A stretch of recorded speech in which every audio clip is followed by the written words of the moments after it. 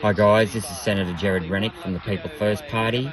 I just wanted to show you some footage from Peter Brock's famous last lap, the 1979 Bathurst, whereby he managed to set a lap record in a Torana A9X. It's the stuff of folklore, widely regarded as one of the most famous laps ever run at Bathurst.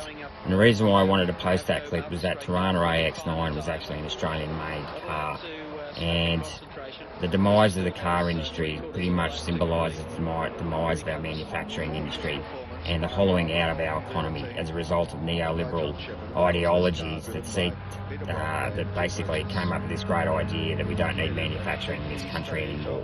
I completely disagree with that, and one of the things that we need to do to actually encourage manufacturing in this country is to lift the rate of withholding taxes on profits sent offshore.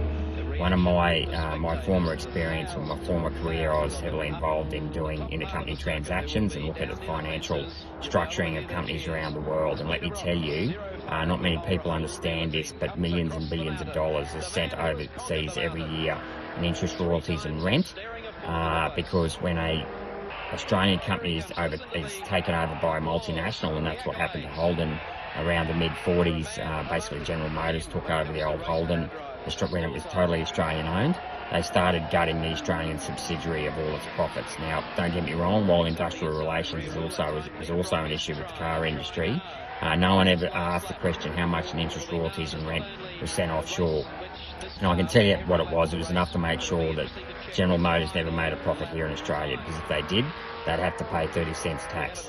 What they'd rather do is shift interest, royalties and rent offshore, get a 30-cent tax deduction, and they might pay, depending on tax treaty, between 5 and 15 cents withholding tax on those profits sent offshore.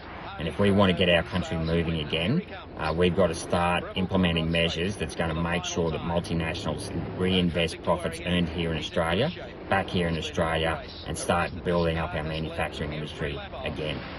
Braking area, back through the gears. Listen to the crowd warming up. A checkered flag unfolds a page in history as Peter Brock and the Marlborough Holden dealer team comes across to take the checkered flag for the Peter Brock. And you'll probably find that his lap time will read somewhere in the 2:21 point something. He's done it.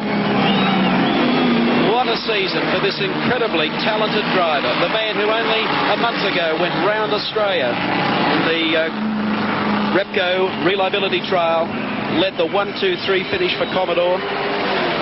He's just picked up another Hardy Ferodo Classic, another 1,000 kilometres.